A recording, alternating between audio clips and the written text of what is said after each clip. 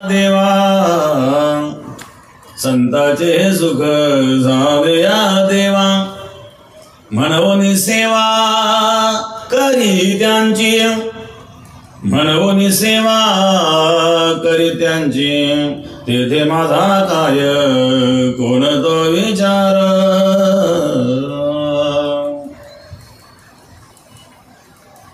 संताचे सुख झाले या देवा, हे सुख कुठून आलं? भगवत चिंतनात। भूतानां देवचरितम दुःखाय च सुखाय च असुखाय वै साधूनां तादृश्याम चितात्मनां। श्रीमद भागवताच्या 11 स्कंदातला श्लोक आहे, 5व्या अध्यायातला दुसरा श्लोक आहे। भूतानां देवचरितम दुःखाय च सुखाय च। भगवंताने जी सृष्टी निर्माण केली ही सुख दुःख मिश्रित आहेत। एकाला सुख आहे, एकाला दुःख आहे।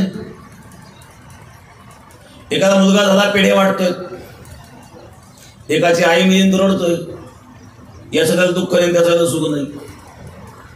शहरामध्ये एकाच बिल्डिंग मध्ये अनेक लोक राहतात, खूप मोठे मोठे अपार्टमेंट असतात, मोठ्या मोठ्या हाऊसिंग सोसायटी असतात। एका बिल्डिंग मध्ये 50-50, 100-100, 200-200 परिवार राहतात। एकमेकाचा परिचय नसतो, शहरात कोणाचं कोणाला घेणं नाही।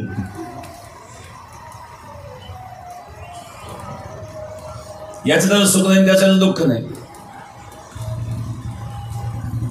एकाला खायला मिळत नाही, अन्न करतोय, एकाच्या कुत्र्याला बसायला कार, कुत्रा कारमध्ये फिरतोय। कुत्रा सांभाळायला 25,000 रुपये पगाराचा माणूस, त्याचं खाणं मुंबईवरून येतं ते कुत्र्याचं, महिन्याला 50,000 रुपये खर्च करतो कुत्र्याला, आणि एकाला खायला मिळत नाही, तो उपाशी। 10,000 रुपये पगार मिळतो, शहरात काय खोली भाडं, पाणी बिल, लाईट बिल, मुलांचा खर्च, बायकोचा खर्च, चुटकीला पुरत नाही ते पैसे। खेळातली गोष्ट वेगळी, शहरामध्ये भाव पडे, आणि कुत्र्याकरता महिन्यात 50,000 रुपये खर्च करतो। एक सुखी एक दुःखी।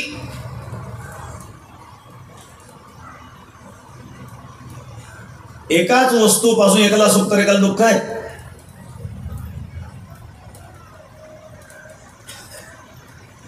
एका माणसाला 2 मुली होत्या, दोन्ही मुलींचे लग्न झाले। बरेच दिवस 5-6 वर्ष निघून गेले, त्या मुली आपापल्या संसारात रमल्या। बापाला मुलीची खूप आठवण झाली। बापाने विचार केला, आता मुलीला तरी यायला वेळ नाही, चला आपणच भेटायला जाऊ। बाप गेला मुलीला भेटायला, मुलीकडे जायला संध्याकाळ झाली। रात्री मुक्काम, रात्री 10 वाजता असा मुसळधार पाऊस सुरू झाला। एकतर दुष्काळात गेलेलं वर्ष, त्या मृग नक्षत्राला सुरुवात, आणि मुसळधार पाऊस। त्या मुली इतकं आनंद नाचायला लागले, ती मुली उठून, प्यायला पाणी नव्हतं दुष्काळात, एवढा पाऊस झाला, रात्रभर धो पाऊस। सकाळी उठून पाहिल्यानंतर सगळे तळे तुडुंब भरले, नद्या वाहतायत, पाणीच पाणी।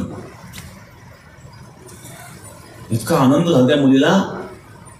पुरणपोळ्यांचा स्वयंपाक केला बापाला, आणि सांगितलं 4-2 दिवस थांबा, फार दिवसानंतर आलात तुम्ही। बापाने सांगितलं मला वेळ नाही आहे, फार हळहळ वाटली होती, तुला भेटायला आलो। झाले म्हणले भेटा, चालतो। गेला दुसऱ्या मुलीकडे, तिथे संध्याकाळीच पोहोचला, आणि तिथेही पोहोचल्यानंतर मुसळधार पाऊस सुरू झाला।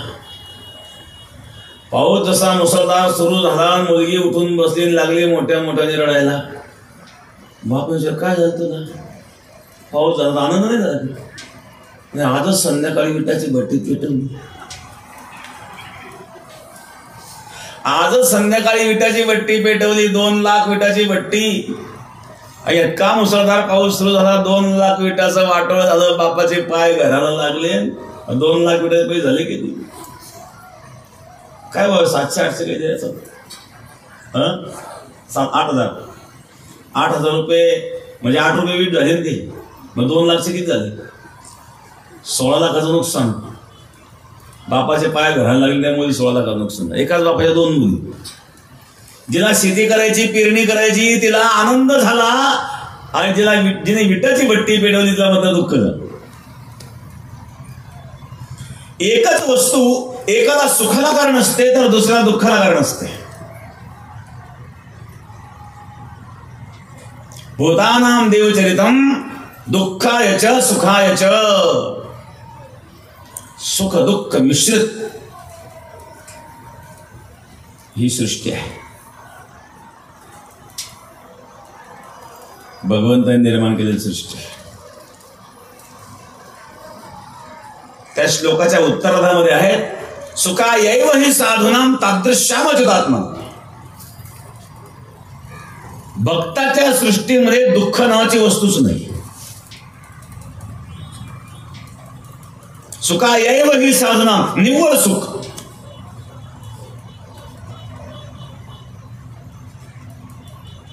सर्व सुख ल्यालो सर्व अलंकार आनंद निर्भर डोलत असतो. दुःखाची जवळ यायची हिंमतच नाही. एखादा योद्धा चिलखत घालून जेव्हा रणभूमीवर जातो, त्याच्या छातीवर गोळी बसली तरी त्याच्या शरीरापर्यंत पोहोचू शकत नाही, कारण वरून चिलखतचं आवरण आहे. त्याप्रमाणे भक्ती प्रेमाचं चिलखत ज्यांनी घातलेलं आहे, दुःख त्याच्यापर्यंत पोहोचू शकत नाही. दुःखामध्ये दुःख देण्याचं सामर्थ्यच राहत नाही. हा भक्तीचा महिमा आहे. हा भगवत चिंतनाचा महिमा आहे. हा भगवत कृपेचा महिमा आहे. हा भगवत साधनेचा महिमा आहे. दुःखामध्ये दुःख देण्याचं सामर्थ्य राहत नाही.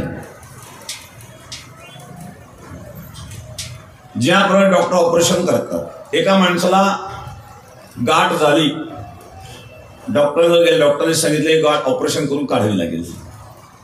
म्हणजे करा ऑपरेशन. ऑपरेशन करण्याकरिता डॉक्टरांनी इंजेक्शन दिलं आणि ती जागा बधीर केली आणि ऑपरेशन करायला सुरुवात केली. दिसणारा तर फार भयानक दिसतं, त्याच्यावर कापलं जातं त्यावेळेला. परंतु प्रत्यक्षी ज्याच्यावर ऑपरेशनचा प्रयोग चालू आहे त्याला मात्र त्याच्या वेदना होत नाही, कारण ती जागा बधीर झालेली आहे.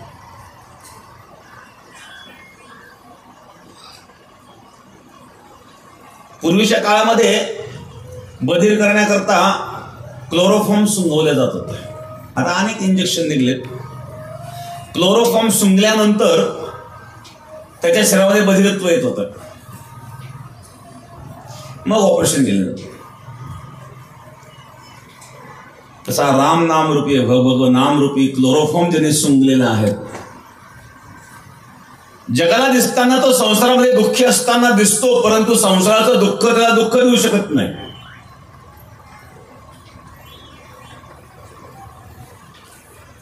कारण भगवान नामरूपी क्लोरोफॉर्म आहे. त्याच्यात तो इतका तल्लीन झालेला, इतका एकाग्र झालेला आहे की दुःखाकडे त्याची नजरच गेली नाही. एकदा एक महात्मा होते, सिद्ध महात्मा होते, जे डोळ्याचं ऑपरेशन करायचं. वय झालेलं होतं, मोतीबिंदू झालेला होता. डॉक्टरांनी सांगितलं महाराज इंजेक्शन द्यावं लागलं, तुम्ही जागा बधीर करा. त्यांनी सांगितलं नाही, मी इंजेक्शन घेणार नाही. मग तुम्ही ऑपरेशन करायचं आहे, तुम्हाला वेदना होती, मग असंच ऑपरेशन करा. डॉक्टर म्हणले असं ऑपरेशन मी कधी कोणाला केलेलं नाही, जागा बधीर केल्याशिवाय. ते सांगितलं नाही, ते पुढचं मी पाहून घेईल. साधूला आग्रह केला, साधूने ऐकलं नाही. शेवटी ऑपरेशन करायचं ठरलं आणि बधीर न करता ऑपरेशन केलं. ऑपरेशन सक्सेस झालं. डॉक्टरने विचारलं महाराज हे कसं शक्य? त्याने सांगितलं भगवत चिंतनाचा हा महिमा आहे, शास्त्र आहे. एखाद्या पदार्थाचं ज्ञान कसं होतं? आपल्या इंद्रियाद्वारे चित्त वृत्ती त्या पदार्थापर्यंत जाते आणि त्यावेळेला पदार्थाचं ज्ञान होतं. पण चित्तवृत्ती जर आपण तिथून हटवली, मी चित्तवृत्ती देहावरून हटवून ते परमात्म्याच्या स्वरूपाशी एकरूप केल्यामुळं देह बांधायलाच नाही. मग अशा वेळेला तुम्ही काही करायचं. डॉक्टर चकित झालं, हे कसं शक्य? हा वेदांताचा सिद्धांतच आहे. अंतःकरणाची वृत्ती नेत्रेंद्रियाद्वारे जेव्हा त्या पदार्थापर्यंत जाते त्यावेळेस पदार्थ ज्ञान होतं. वृत्ती जर गेली नाही तर पदार्थ डोळ्यांच्या समोर असला तरी ज्ञान होणार नाही. श्रीमद भागवतामध्ये उदाहरण आहे भगवान दत्तात्रयांच्या 24 गुरूंचं. भगवान दत्तात्रयांनी एका लाव्हाराला गुरु मानलं. काय शिकले त्या लाव्हाराकडून? जो लाव्हार होता तो धनुष्यबाण बनवण्यामध्ये इतका एकाग्र झालेला होता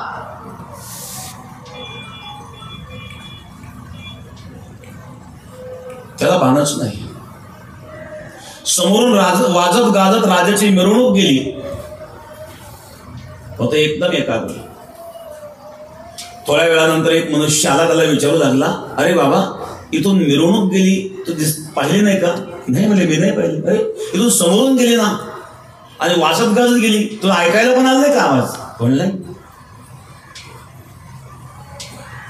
वाजत गाजत मिरवणूक गेली तुला पाहिलं तर दिसले नाही म्हणतो, आवाज आला नाही म्हणतो. आश्चर्य आहे का? तो धनुष्यबाण बनवण्यामध्ये इतका एकाग्र झालेला होता. चित्तवृत्ती त्याची त्या धनुष्यबाण बनवण्याशी एकरूप झालेली होती आणि धनुष्यबाण बनवण्याशी एकरूप चित्तवृत्ती झाल्यामुळं समोरून वाजत गाजत मिरवणूक गेली तरी त्याचा आवाजही आला नाही आणि दिसलं देखील नाही, डोळे असून सुद्धा दिसलं नाही, कारण चित्तवृत्ती आणि धनुष्यबाणात एकाग्र केलेली आहे. त्याप्रमाणे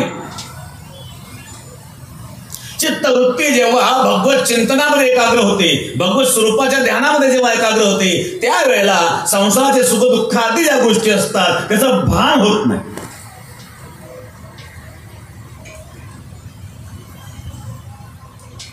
हा सिद्धांत आहे.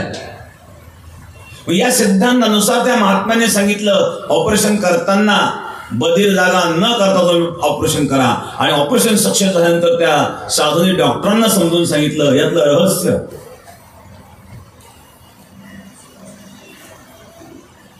ज्या वेळेला चित्तवृत्ती परब्रह्माशी एकरूप होते, एकाग्र होते त्यावेळेला देहभान शिल्लक राहत नाही. तरी आत्मसुखाची या गोळ्या विटे जो का सकल विषया जयाचे ठाई इंद्रिया मानो नाही. आत्मसुखाच्या गोळीमध्ये रंगलेले जे महात्मा आहेत, ह्या गोळीमध्ये असणारा जो आनंद आहे तो आनंद या आनंदामुळे दुःख लोपलं, दुःखाचं भानच नाही.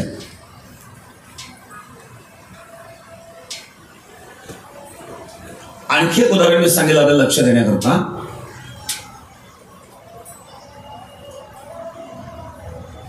एक मनुष्य एका शेतातनं चालला होता. पूर्वीचा काळ फार साधनं नसायचे, 10-5 किलोमीटर पायी जावं लागत होतं. सायकल मिळणं मुश्किल होतं त्या काळामध्ये. मोजके साधनं असायचे. बसनी प्रवास करायचा असेल तर एखाद्या मोठ्या गावात बस यायची, तिथून आपल्या गावी पायी जावं लागत होतं. असाच एक मनुष्य पाय वाटेने चालला, कारण मधून काही पाय वाट असायचे शॉर्टकट मार्ग. तो एका शेतातून चालला. त्या शेतामध्ये ज्वारी पेरलेली होती. त्या ज्वारीतून तो पायी चालला पाय वाटेने. तो शेतकरी होता, मोठा माणूस होता, श्रीमंत होता. शेतीची हौस म्हणून तो शेती करीत होता, आवड म्हणून. त्या शेतीची गरज नव्हती. अनेक उत्पन्नाचे स्रोत होते. एक दिवस त्याच्या मुलाला लगड आली, आज पाखरा हाकायला मी जाणार आहे. बापाला सांगितलं मी पाखरा हाकायला जाणार आहे. आणि तो पाखरा हाकायला गेला, तो गोपनीनं दगड मारित होता त्या पाखरांना आणि हा त्या पायवाटेने चालल्याबरोबर तो दगड बसल्याच्या पाठी.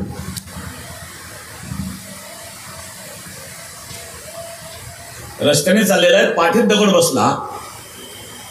खूप वेदना झाल्या, त्याला राग आला. कोणी दगड मारला ह्याचा बेत पाहतो म्हणले.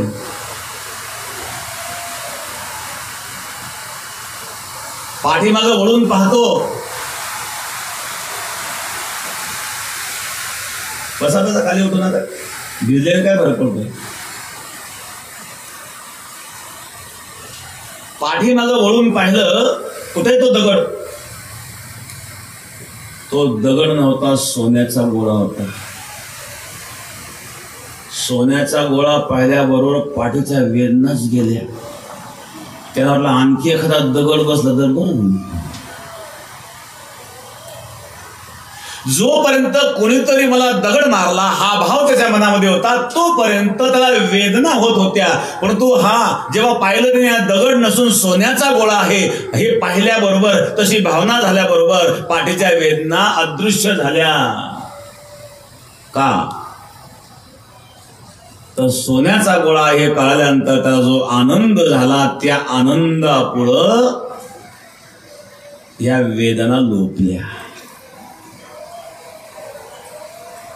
त्याप्रमाणे भगवंताच्या भक्तीमधून प्राप्त होणारा जो आनंद आहे,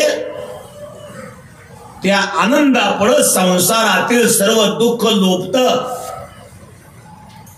संसारामध्ये असणारं कितीही भयंकर दुःख असेल, पण हा आनंद त्याच्या पलीकडे आहेत महाराज.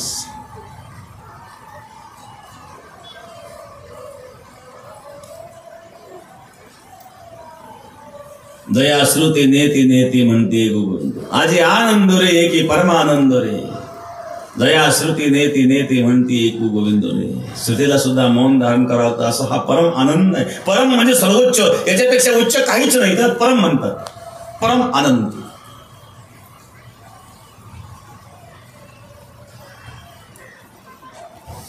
आनंदाच्या लाटा उसळती, आनंदाच्या लाटा उसळती, मन भोरे फिरते चक्राकार. आनंदाच्या लाटा उसळती. आनंदाच्या सुद्धा लाटा आहेत, संसारामध्ये विषयाच्या लाटा आहेत. लाटा उसळती विषयाच्या, पण परमार्थामध्ये आनंदाच्या लाटा. हा सर्वोच्च आनंद आहे, म्हणजे परम आनंद म्हणतात. असा असणारा परम आनंद भगवत भजनाने, भगवत चिंतनाने, भगवत साधनेने, भगवत कृपेने प्राप्त होतो. त्यावेळेला संसारामध्ये असणारे सर्व दुःख त्यामध्ये लोपतात.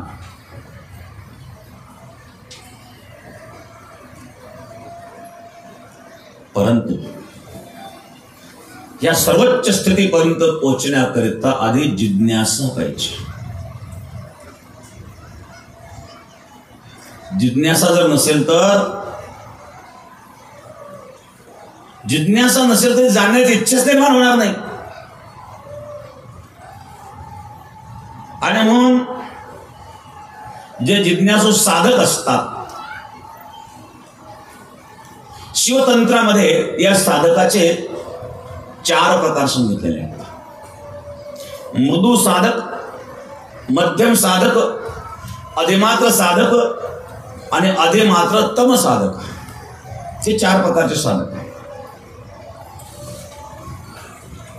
कालच्या प्रवचनामध्ये इथपर्यंत आपण आलो होतो. या 4 प्रकारांपैकी आपण कोणत्या प्रकारामध्ये बसतो हे आपण स्वतःला शोधून पहा.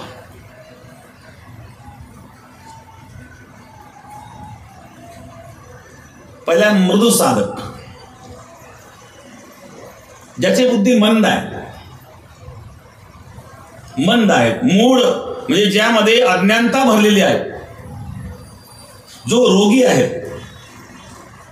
ज्याच्या शरीरामध्ये रोगाचे सामर्थ्य वाढलेले आहे, जो लोभी आहे, ज्याचं चित्त लोभाने भरलेलं आहे, जो सतत भयग्रस्त आहे, ज्याचे हृदय कठोरतेने भरलेले आहे, जो पराधीन आहे, परतंत्र आहे, जो बहुभक्षी आहे, जो निंदक आहे, ज्याची पाप बुद्धी आहे, ज्याच्या बुद्धीमध्ये पाप भरलेला आहे, जो स्त्रैण आहे, स्त्रीच्या अधीन झालेला आहे, आणि ज्याची शक्ती मंद आहे, बल अल्प आहे, पण मनात जिज्ञासा निर्माण झाली. एवढे दोष असताना देखील मला जिज्ञासा निर्माण झाली. याला मृदू साधक म्हटलं. हा साधकच आहे, दोष आहे त्याच्यामध्ये, बुद्धिमंद आहे, शक्तिमंद आहे. कलियुगामध्ये माणसाची बुद्धिमंद आहे, लोक स्वतः बुद्धिमान समजतात. मंद सुमंद मतयो मंद भाग्य उपद्रिता, श्रीमद भागवतात वर्णन आहे. कलियुग माणसाची बुद्धिमंद आहे, मंद सुमंद मतयो, मंद भाग्यही मंद झालं, रोगी झाले लोक. भाग्यमंद आहेत.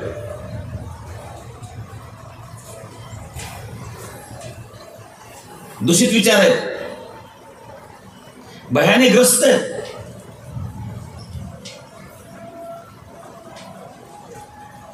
पाहतोय आपण जगामध्ये काय घडतं.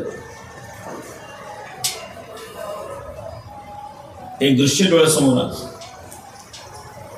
बांगलादेशामध्ये जी घटना बातम्यांमध्ये आपण पाहतो किती भयानक आहे.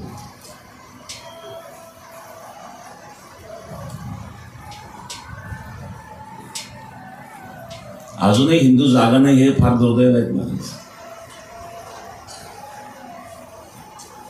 कुंभकर्णापेक्षा जास्त झोप झाली. कुंभकर्ण 6 महिन्यानंतर उठायचं. हजारो वर्षापासून हा झोपलेलाच आहे. आज पण त्याच्यावर किती अन्याय झाला. मुघलांनी अत्याचार केले, ब्रिटिशांनी अत्याचार केले, अनेकांनी अत्याचार केले. आजच्या काळातही अत्याचार सहन करतोय, तरी अजूनही जागा व्हायला तयार नाही. आणि जी परिस्थिती आज बांगलादेशामध्ये निर्माण होत आहे, आणि आज हा समाज जर जागा झाला नाही तर भविष्यामध्ये आपली सुद्धा स्थिती होऊ शकते.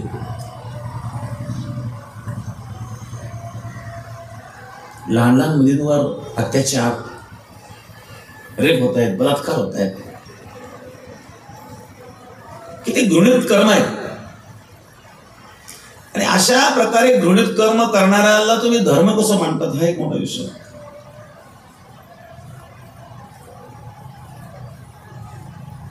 एवढा सहिष्णू असणारा हा भागवत धर्म, हिंदू धर्म,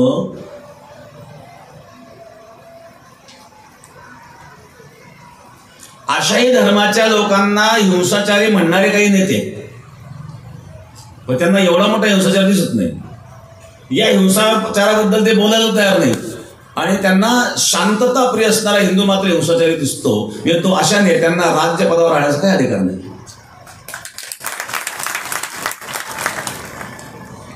परंतु त्यांना निवडून देणारे आपणच आहोत.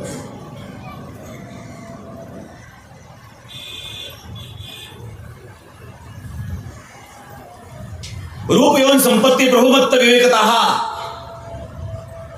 या 4 गोष्टी सांगितल्या. अविवेकी माणसाच्या हातात जर या 4 गोष्टी केल्या तर अविवेकी मनुष्य त्याचा दुरुपयोग करतो. रूप आहे, विवेक नाही, दुरुपयोग होऊ शकतो. तारुण्य आहे, विवेक नाही, दुरुपयोग होऊ शकतो. सत्ता आहे, विवेक नाही, दुरुपयोग होऊ शकतो. संपत्ती आहे, विवेक नाही, दुरुपयोग होऊ शकतो. अविवेकी मनुष्य धनाचा दुरुपयोग करतो. अविवेकी मनुष्य सत्तेचा दुरुपयोग करतो. अविवेकी मनुष्य बलाचा दुरुपयोग करतो. अविवेकी मनुष्य तारुण्याचा दुरुपयोग करतो. अविवेकी व्यक्ती आपल्या सौंदर्याचा दुरुपयोग करतो.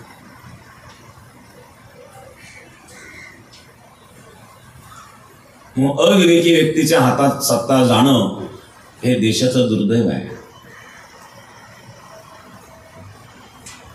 कधी आपण सावध असलं पाहिजे.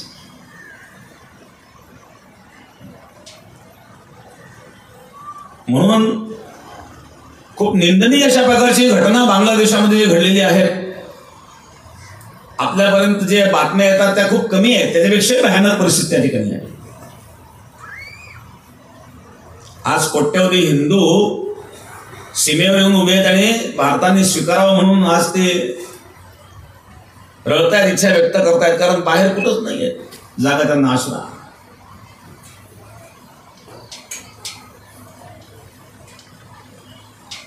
आणि अशा प्रकारची भयंकर परिस्थिती असताना देखील जे नेते यावर शब्द बोलू शकत नाही, अशा नेत्यांना आपण कधीच सत्तेमध्ये आणू नये. जर आपला देश वाचवायचा असेल तर अशा वर्गातून आपण काय चांगली अपेक्षा करू शकतो.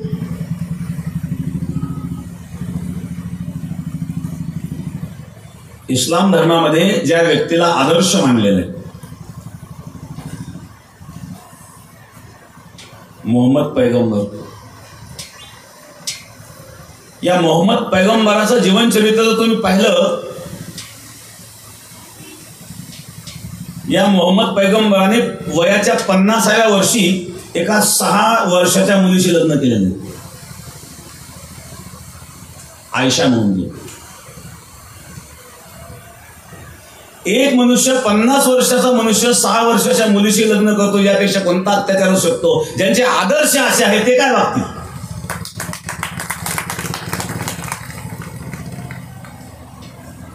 6 वर्षाची मुलगी.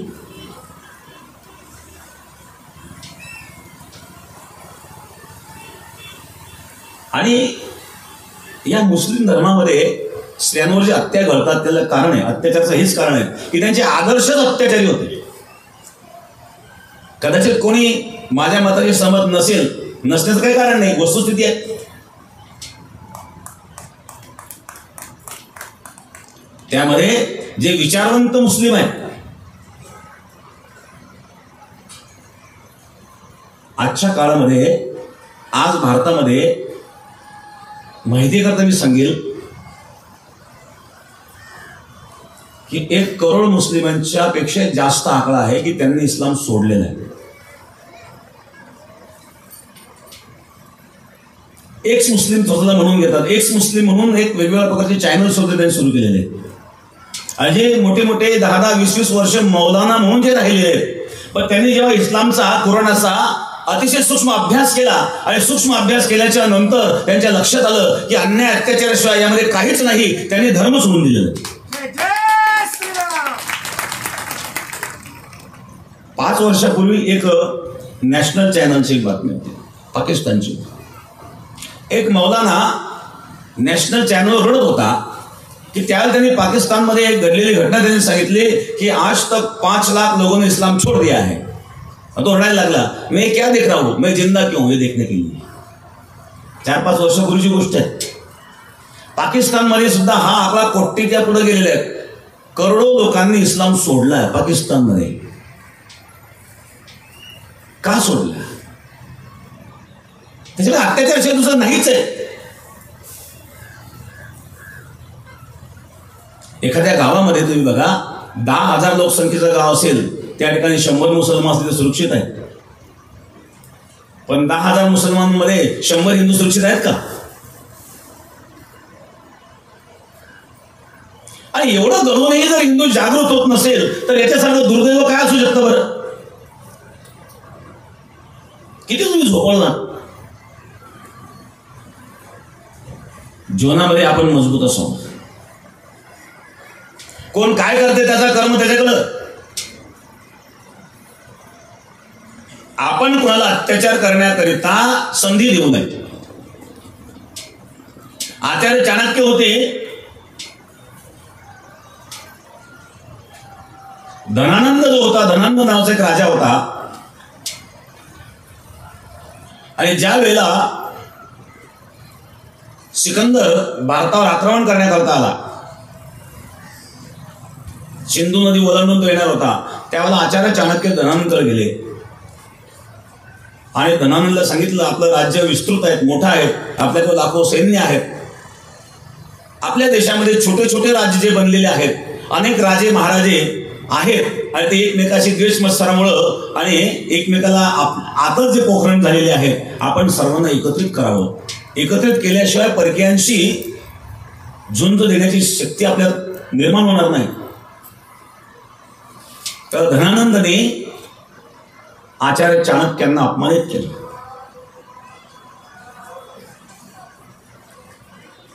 एवढंच नाही तर आचार्य चाणक्यांनी शिडी धरून ओढलं. आचार्य चाणक्यांनी प्रतिज्ञा केली, या नंद कुळाचा नाश केल्याशिवाय मी शिडीला गाठ बांधणार नाही. आणि एक मुलगा, छोटासा बालक, त्याला चांगल्या प्रकारचं शिक्षण दिलं, चंद्रगुप्त मौर्य प्रशिक्षित केलं आणि एक दिवस त्या धनानंदला नष्ट केलं, ठार मारलं. आणि त्या एक गरीब असणारा मुलगा, त्याला एक राजाचं राज्य त्याच्या स्वाधीन करवलं आणि अखंड भारत हे स्वप्न त्यांनी त्यावेळेला पूर्ण केलं.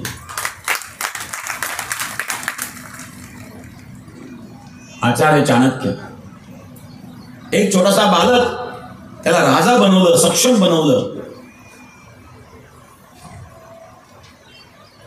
जगामध्ये भारतासारखा पवित्र देश नाही आहे. जगामध्ये हिंदू धर्मासारखा सहिष्णू धर्म नाही आहे.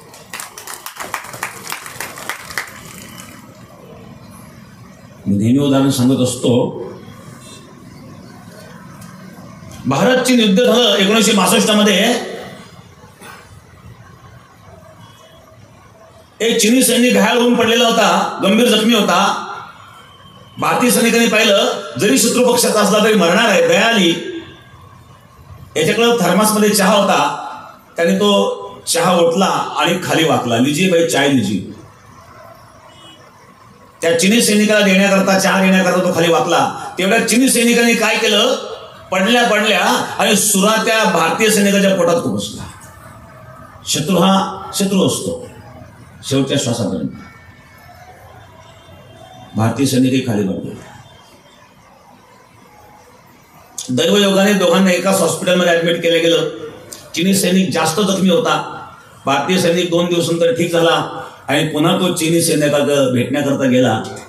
चहा घेऊन गेला. लीजिए भाई, उस दिन तो मैं आपको चाय नहीं पिला सका, आज तो लीजिए. हे शब्द ऐकल्यावर चीनी सैनिकाच्या डोळ्यातून अश्रू व्हायला लागले, रडायला लागला. मैंने आज यह जान लिया है कि मेरे भगवान बुद्ध ने हिंदुस्तान में जन्म क्यों लिया है. ही सहिष्णुता फक्त हिंदू धर्मातच आहे. त्या हिंदूंवर एवढे अत्याचार हे असताना सुद्धा आज राजनीतीची एवढी सुद्धा इच्छाशक्ती नाही त्याकरता काही करण्याची. ही किती मोठं दुर्दैव आहे.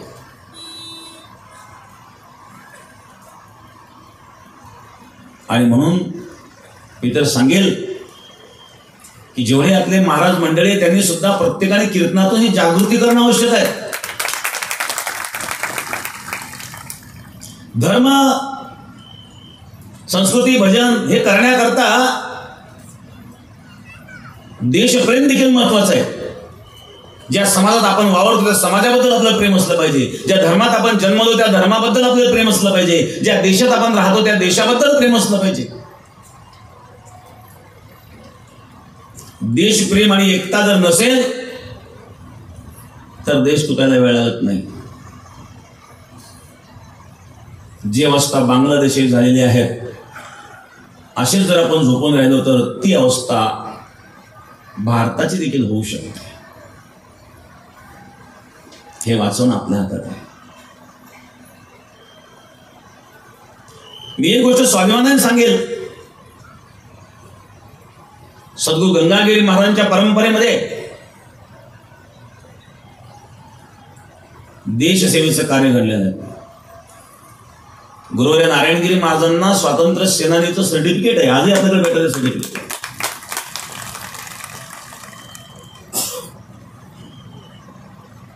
हैदराबाद मुक्ती संग्राम नावाचा एक ग्रंथ लिहिला आहे विजेंद्र काबरा यांनी. विजेंद्र काबरा यांनी मोठा जवळजवळ 700-800 पेजेसचा मोठा ग्रंथ आहे हैदराबाद मुक्ती संग्राम. कारण वैजापूर तालुका हैदराबाद स्टेटच्या अंतर्गत आणि बेटपुरी वैजापूर तालुक्यामध्ये होता.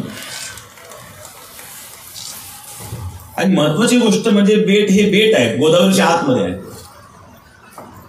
गोदावरीच्या दक्षिण बाजूला ब्रिटिश राजवट होते आणि गोदावरीच्या उत्तर बाजूला मुघल साम्राज्य होते. त्याच्यामध्ये बेट. आपली बेटाची परंपरा 200 वर्षाची परंपरा आहे. आपल्या सप्ताहाची परंपरा हा 177वा सप्ताह आहे. देशाला स्वातंत्र्य मिळून फक्त 75 वर्ष झालेले आहेत आणि हा सप्ताह 177वा आहे. म्हणजे देश पारतंत्र्यात असताना 102 वर्षीय सत्ता परंपरा झालेली आहे जेव्हा देश पारतंत्र्यात होता. गंगागिरी महाराजांनी जेव्हा सत्ताची परंपरा सुरू केली त्याला आपण स्वतंत्र नव्हतो आणि विशेषतः मुघल साम्राज्य होतं त्या काळात. मुघल साम्राज्याच्या काळामध्ये गंगागिरी महाराजांनी एवढी भव्य ही सत्ताची परंपरा सुरू केली आणि ती टिकवली. 100 वर्षाचा काळ पारतंत्र्यामध्ये ही सत्ताची परंपरा टिकवलेली आहे. हे मोठे क्रांतिकारी संत आहेत. बेटाच्या दोन्ही बाजूला मी सांगत होतो, बेटाच्या दक्षिण बाजूला ब्रिटिश राजवट, बेटाच्या उत्तर बाजूला मुघल साम्राज्य आणि मध्ये बेट आहे. चारी बाजूला पाणी, पूर्वी 12 महिने गोदावरी व्हायची, गोदावरीच्या मध्ये बेट आहे, दाट झाडी. त्यामुळं ही जागा संशयास्पद होती. ब्रिटिशांना असं वाटायचं की इथं मुघलांचे लोक राहतात, मुघलांना वाटायचं ब्रिटिशांचे लोक राहतात आणि इथं गोळीबार व्हायचा. ब्रिटिशांचाही गोळीबार व्हायचा, मुघलांचाही गोळीबार व्हायचा. हे प्रसंग बेटात घडत होते. आणि गुरुवरे महाराजांच्या सोबतचा एक जोडीदार, त्याचा मृत्यू झालेला आहे. गोवर्धनराजे स्मारक आहे, बेटामध्ये घडलेली घटना आहे.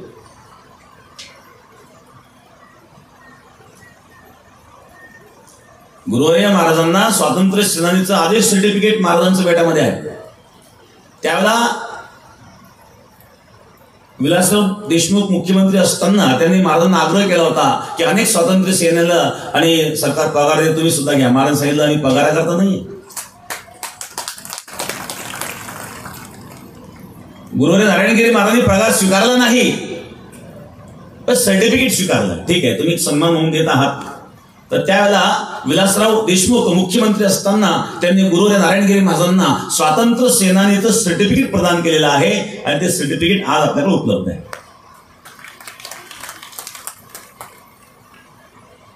देश सेवेकरता हे कार्य आहे. याच्या पुढे मी आपल्याला सांगेल, गुरुवरे नारायणगिरी महाराजांची दीक्षा ज्यांच्या हातून झालेली होती, स्वामी निलगिरी महाराज. निलगिरी महाराज हे सुभाषचंद्र बोस यांच्या आझाद हिंद सेनेमध्ये होते आणि त्यांना जांघेला मांडीला गोळी पण लागलेली होती. गोळीचं चिन्ह होतं, ब्रिटिशांची गोळी लागलेली होती. निलगिरी महाराजांच्या मांडीला ब्रिटिशांनी मारलेली गोळी लागलेली होती, ते वाचले होते त्यातून. ब्रिटिश शासनाच्या काळामध्ये देशाच्या स्वातंत्र्य लढ्यामध्ये आणि फार मोठं कार्य या परंपरेचं आहे.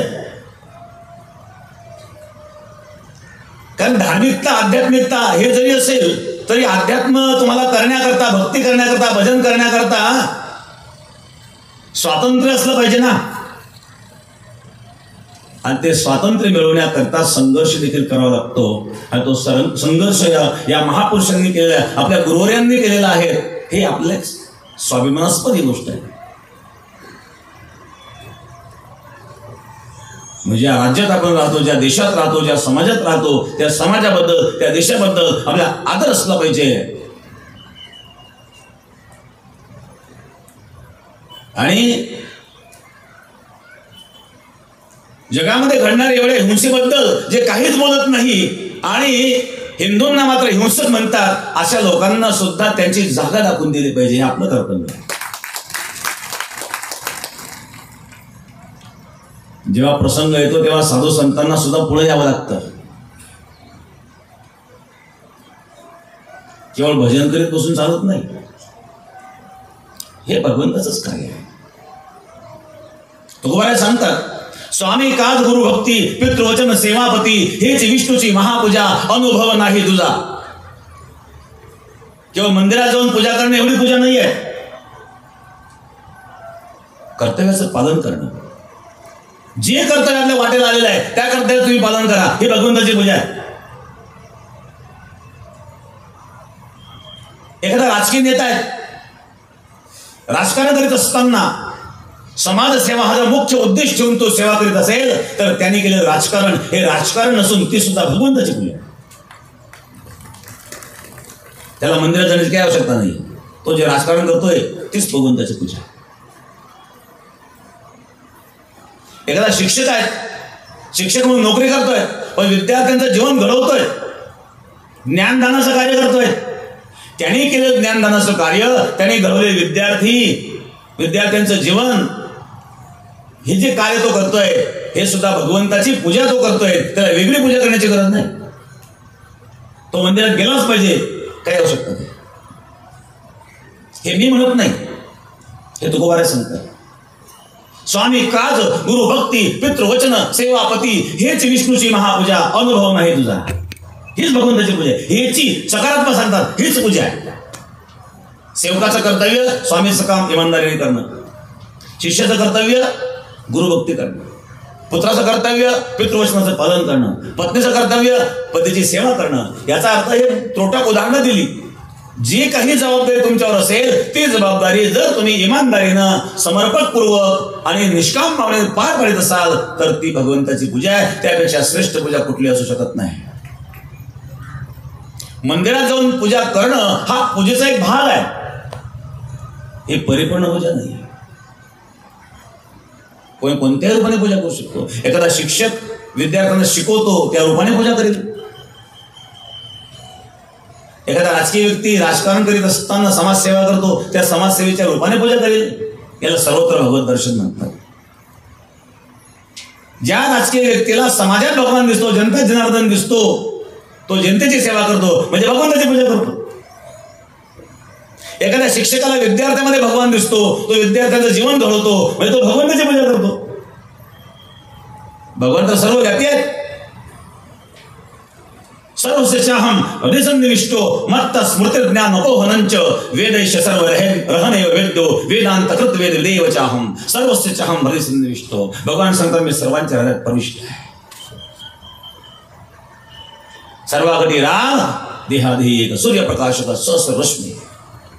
एकच सूर्य आहे पण किरणाच्या रूपाने तो विश्वापर्यंत पोहोचतो ना. एकच परमात्मा आहे, प्रत्येकाच्या हृदयामध्ये प्रविष्ट आहे. एक आहे स्वप्नातील भगवत दर्शन, एक आहे ध्यानातील भगवत दर्शन, एक आहे प्रत्यक्ष भगवत दर्शन, एक आहे सर्वत्र भगवत दर्शन. स्वप्नातील भगवत दर्शनापेक्षा ध्यानातील भगवत दर्शन श्रेष्ठ आहे. ध्यानातील भगवत दर्शनापेक्षा प्रत्यक्ष भगवत दर्शन श्रेष्ठ आहे आणि प्रत्यक्ष भगवत दर्शनापेक्षा सर्वत्र भगवत दर्शन श्रेष्ठ आहे. ही समान बुद्धी आहे. हे समस्त श्री वासुदेव ऐसा प्रतिती रसाचा ओकला भावो म्हणून भक्ता माझी रावो. ज्ञानी तोची, तोच ज्ञानी तोच भक्त. कोण? जो सर्वत्र भगवान पाहतो. वासुदेव सर्वमिती स महात्मा सुदुर्लभ. असा महात्मा दुर्लभ आहे. प्रत्येकाच्या हृदयात भगवान आहे हा भाव ठेवल्यानंतर कोणावर जो अत्याचार होत असेल, प्रतिकार करण्याची क्षमता आपल्यामध्ये असेल आणि आपण जर प्रतिकार करत नसाल तर आपल्यासारखा पापी कोणी नाही. अन्याय करणारा जेवढा दोषी असतो तेवढा अन्याय सहन करणारा दोषी असतो, लक्षात ठेवा.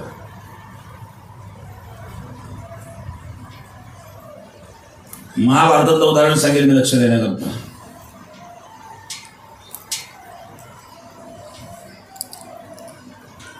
भीष्माचार्य होते. भीष्माचार्य जेव्हा धर्मराजाला राजनीतीचा उपदेश करू लागले, राजधर्मान मोक्ष धर्मान स्त्री धर्मान विभागशः, राजधर्म मोक्ष धर्म स्त्री धर्म वेगवेगळ्या प्रकारे राजाचं कर्तव्य भीष्माचार्य धर्मराजाला समजून सांगतात. त्यावेळेला एक मुद्दा भीष्माचार्यांनी धर्मराजाला सांगितला. राजाचं कर्तव्य, राजधर्म काय? राजधर्म हा आहे की राजाने अन्याय सहन करू नये. अन्यायाला प्रतिकार करण्याची क्षमता असताना जर तुम्ही अन्याय सहन करीत असाल तर त्यांच्यासारखा पापी तो नाहीस, कोणी नाही आहेस. अन्याय करणाऱ्यापेक्षा अन्याय सहन करणारा पापी आहे.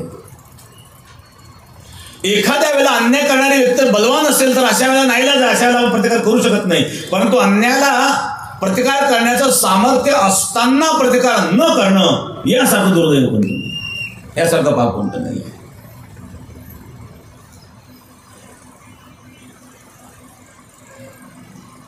भीष्माचार्य धर्मराजाला राजनीती समजून सांगते. तुकाराम महाराजांनी कठोर शब्दामध्ये तारण केलेले आहेत. कठोर शब्द तुकोबारांचे एवढे आहेत की ते शब्द आपण इथं बोलू शकत नाही. तुकाराम महाराजांचे प्रमाण आहे, अन्यासी राजा न करिता दंड बहुत ते दंड पिळतील. तुकाराम महाराजांची भाषा आहे.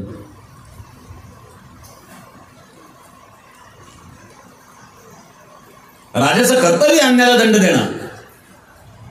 ज्या ठिकाणी राजा अन्यायाला दंड देऊ शकत नाही अशा ठिकाणी त्या राजाला राज्यपदावर राहण्याचा अधिकार नसतो. कारण अन्याय वाढतो. अन्याय वाढण्याचं कारण अन्याय करण्याला योग्य दंड मिळत नाहीये.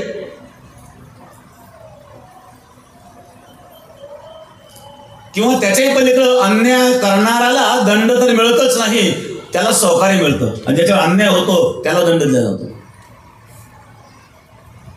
एकदा एक भाषण ऐकण्यात आलं होतं राष्ट्रपतींचं, तुम्ही ऐकलं असेल. हायकोर्टाचे, सुप्रीम कोर्टाचे सगळे जज होते, न्यायाधीशांच्या समोर राष्ट्रपती द्रौपदी मुर्मू यांचं भाषण होतं. त्यांनी एक खंत व्यक्त केली होती राष्ट्रपतींनी की मी अनेक जेलमध्ये गेले आणि त्या ठिकाणी अशा गोष्टी मी पाहिल्या की जे जेलमध्ये आहेत आपण काय गुन्हा केला हे त्यांना माहित नाहीये, पण ते जेलमध्ये का अशा धारा त्यांच्यावर लावून दिलेल्या आहेत. कारण बऱ्याच वेळेला असा प्रकार घडतो की एखाद्या माणसावर इतका अन्याय होतो की कुठल्याही प्रकारचा गुन्हा नसताना सुद्धा समोरची व्यक्ती अशा प्रकारचे गुन्हे, मग त्यामध्ये पोलीस मॅनेज करतील काय असतील ती, ही वस्तुस्थिती आहे. पोलिसांनी अशा प्रकारचे गुन्हे त्याच्यावर लावलेले असतात, धारा लावलेल्या असतात, त्यालाही माहित नाही की आपण काय अन्याय केलेला आहे, तो जेलमध्ये. आणि देशाचे राष्ट्रपती न्यायाधीशांच्या समोर सांगतायत. राष्ट्रपतींचं भाषण तुम्ही ऐका, द्रौपदी मुर्मूंचं. न्यायाधीशांना उपदेश करीत राष्ट्रपती संबोधन करीत होत्या. त्या कुठे गेला न्याय? हे राष्ट्रपतींना बोलावं लागतंय. खरंच न्यायदेवतेमध्ये न्याय राहिला का? न्याय जर तुम्ही देऊ शकत नसाल तर त्या स्थानावर राहण्याचा अधिकार कोणी दिला? पोलीस खात्यामध्ये असे किती उदाहरण आपल्याला पाहता येतील की पोलीस मॅनेज करून आणि एखाद्या माणसाला नाही त्या धारामध्ये अडकवायचं.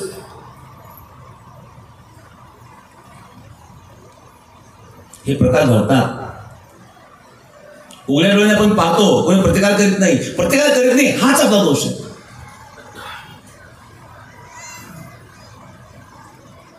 सज्जन जेव्हा मुखदर्शक बनवून राहतो तेव्हा सज्जन मात्र त्याला दोषी निश्चित असतो. याचा अर्थ तुम्ही फक्त पाहतायत, बोलत नाही म्हणजे तुमची मुख संमती आहे असा अर्थ होतो. अशा एक सज्जन कसं म्हणावं? भीष्माचार्य राजधर्माचा उपदेश धर्मराजाला करीत असताना भीष्माचार्याने सांगितलं, धर्मराजा, राजाने अन्याय सहन करू नये, अन्यायाला प्रतिकार करावा, अन्यायाला प्रतिकार न करणं हा सर्वात मोठा दोष आहे, हे सर्वात मोठं पाप आहे. अशा प्रकारचा उपदेश भीष्माचार्य करीत असताना द्रौपदी हसू लागली. भीष्माचार्याने विचारलं, द्रौपदी तू का हसतेस? मी धर्मराजाला राजनीतीचा उपदेश करून सांगतो, तू हसते मध्येच? हसण्यासारखं काय याच्यामध्ये?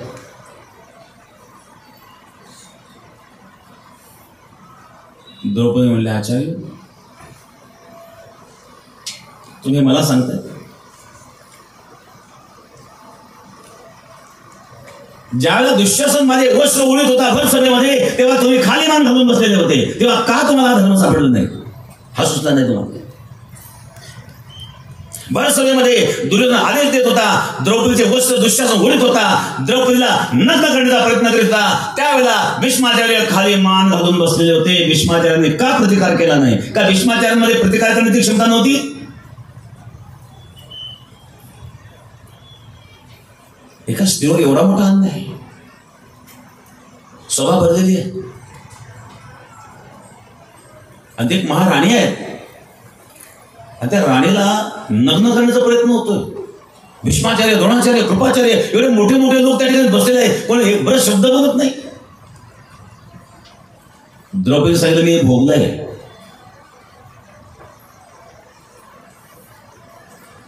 काय माझी अवस्था झाली असेल तेव्हा? जेव्हा द्रौपदी भगवंताचा दावा केला, आशा होती भीष्माचार्य, द्रोणाचार्य, कृपाचार्य एवढे मोठे मोठे लोक असताना माझ्या अन्याय होणार नाही. धृतराष्ट्राला विनंती केली तरी अन्याय होतोय, पांडवांना विनंती केली, पांडवांचे हात बांधलेले आहेत, हरलेले आहेत, सगळे खालीमान घालून बसलेले आहेत.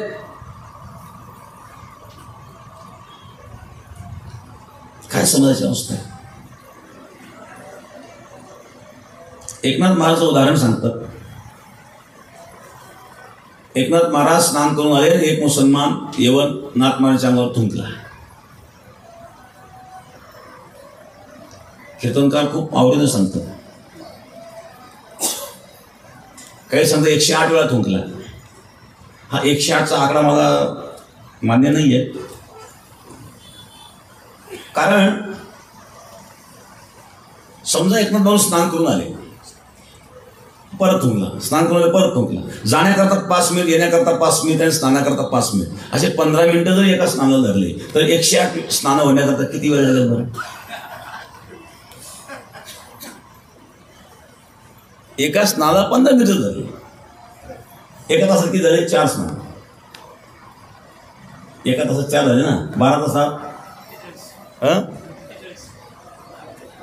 1248, 24 तासात. म्हणजे एकत्रित जर विचार केला तर 108 म्हटल्यानंतर 27 तास लागतील 108 वेळा जर स्नान केलं तर. मग 27 तास हे चालू होतं का?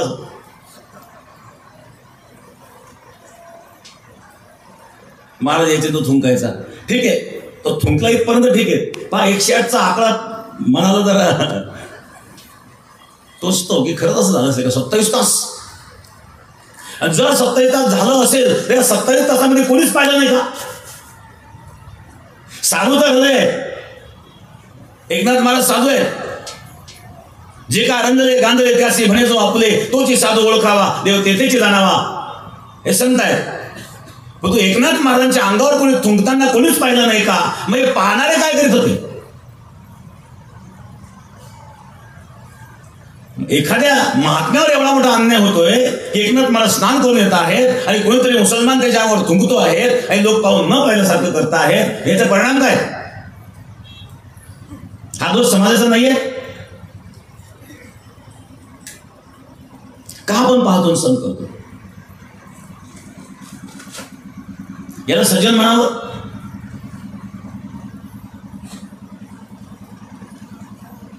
दुसऱ्याला उपदेश करणं सोपं आहे.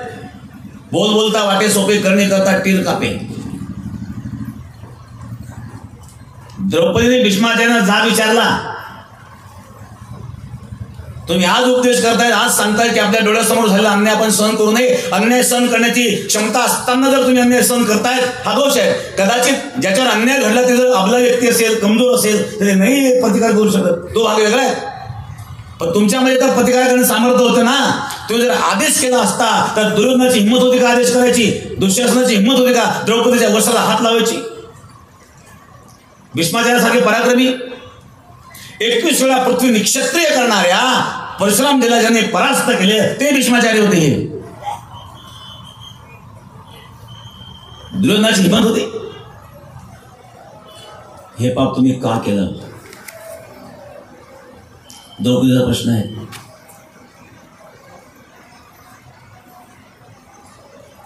भीष्माचार्याने उत्तरही दिलं, कारण भीष्माचार्य त्यावेळेस दुर्योधनाच्या म्हणजेच कौरवांच्या सोबत होते. कौरवांचं दूषित अन्न खाल्लंय. वाईट विचाराच्या माणसाचं अन्न खाऊ नये. माणसं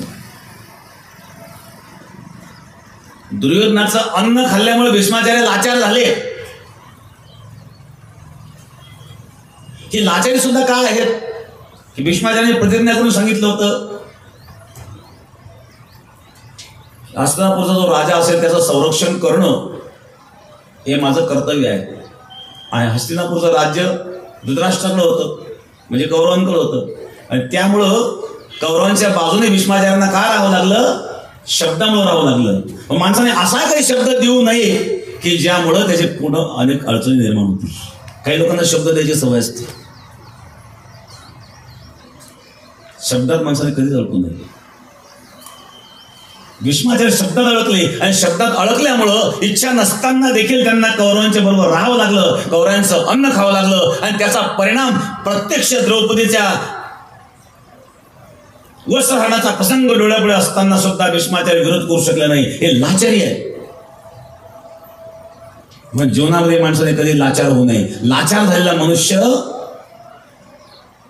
स्वतंत्र निर्णय घेऊ शकत नाही. भीष्माचार्य स्वतंत्र निर्णय घेऊ शकले नाही. स्वाभिमानाने जीवन जगणाऱ्या माणसाने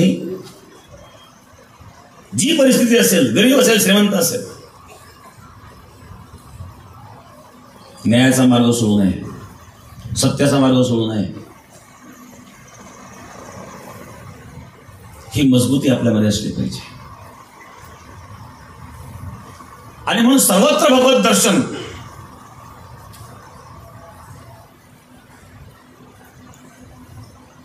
ज्याला झालं तो जे काही काम करेल, जी काही तो सेवा करीत असेल ती भगवंताची पूजा आहे. शिक्षक गुरु म्हणून शिकवतोय.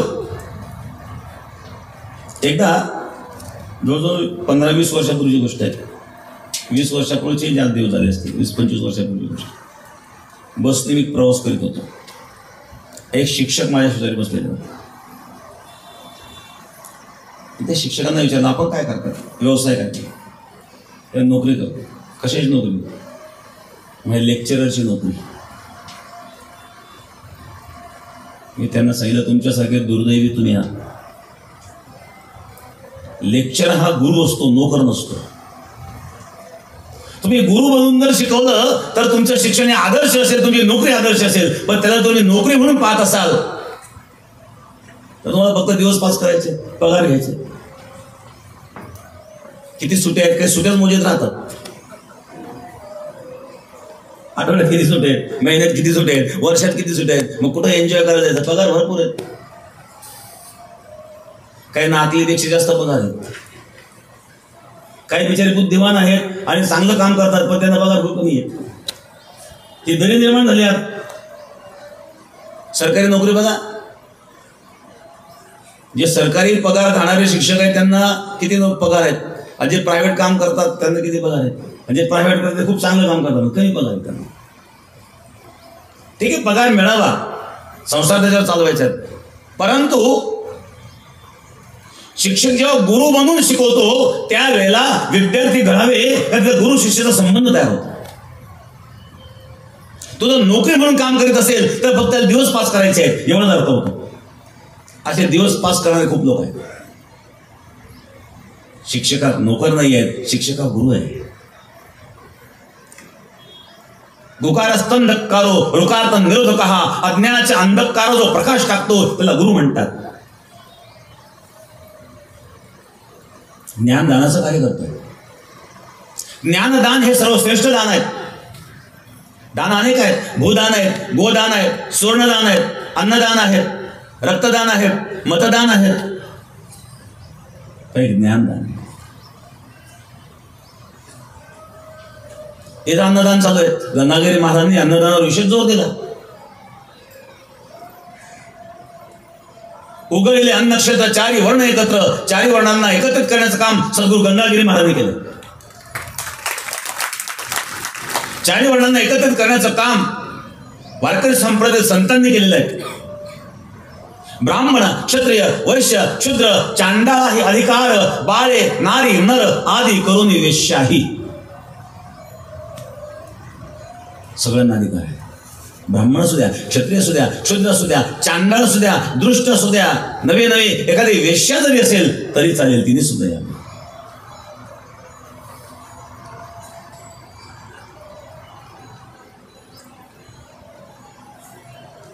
तुळशीदास महाराजांच्या जीवनामध्ये प्रसंग आहेत. तुळशीदास महाराजांचं रामायण चालू होतं आणि एक वेश्या तिथे येऊन बसली. तिला रामायण खूप आवडलं. ती दररोज यायला लागली. पण एक दिवस मी इच्छा व्यक्त केली, मला एक गीत गायचं.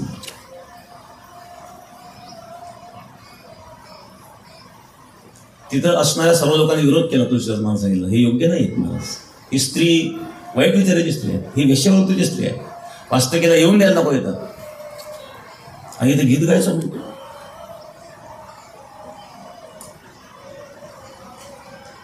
तुळशीदास महाराज, बेटा काय गायचं तुला? तुळशीदास महाराज बेटा शब्द जेव्हा तुळशीदास महाराजांनी त्या स्त्री करता वापरला ती रडायला लागली. आजपर्यंत माझ्याकडे पाहणारे लोक हे फक्त भोग बुद्धीने पाहणारे होते, पण आज मला कोणीतरी बाप मिळाला त्याला आनंद झाला. कोणीतरी बेटा म्हणून मला हात मारला, मला आज बाप मिळाला. तिने भगवान परशुरामचंद्राचं एक गीत गायलं, खूप आनंद झाला. जीवनामध्ये काय प्रसंग अशा प्रकारचा व्यवसाय करावा कोणाला वाटत नाही, पण परिस्थिती निर्माण होत असते.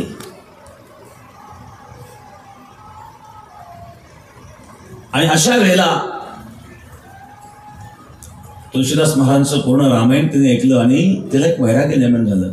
तिने तो व्यवसाय बंद केला. तिच्यासोबत काम करणारे जे कलाकार होते, कारण ते गाणारी नाचणारी स्त्री होती, सोबतचे कलाकार म्हणले तू हा धंदा बंद केला तर आमचं काय. तिच्याकडे पैसा खूप होता, त्यांनी त्या सर्व कलाकारांना पैसा दिला, सांगितलं याच्यावर तुम्ही तुमचा संसार चालवा, मलाही करायचं नाही. अजूनही तिला खूप पैसा होता. ती चित्रकूटला गेली, तिथं तिने अन्नक्षेत्र चालू.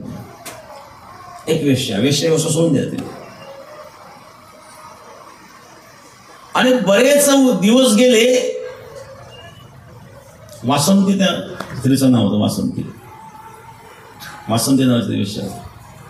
तुळशीदास महाराजांनी पाहिलं ही वासंती बऱ्याच दिवसातून येत नाहीये. तुळशीदास महाराज त्या वासंतीच्या शोधाला निघाले.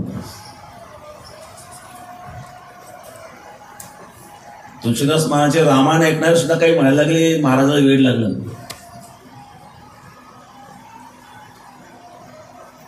आणि भ्रमण करीत असताना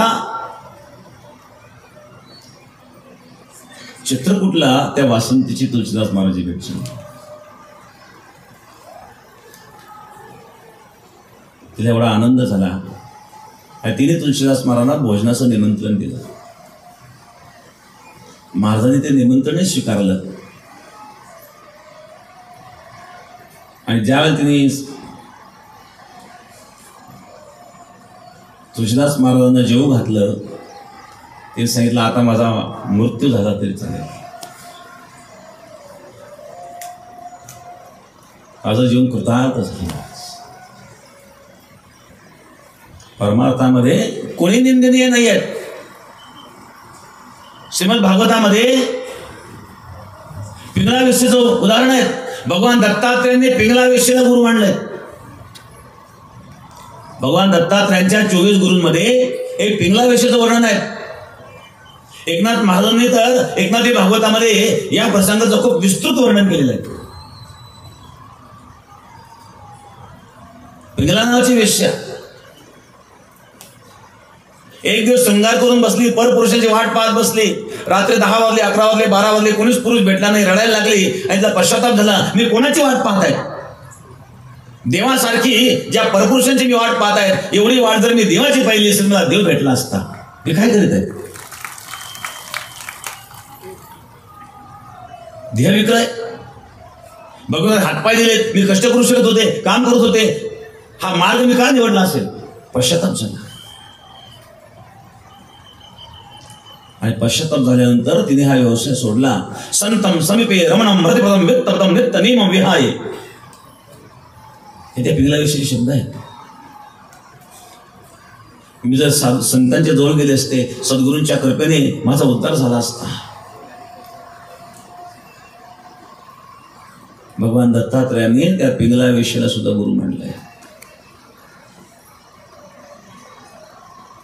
आणि म्हणून अशा प्रकारे संत महापुरुष यांनी सर्वांना स्वीकारलेलं आहे.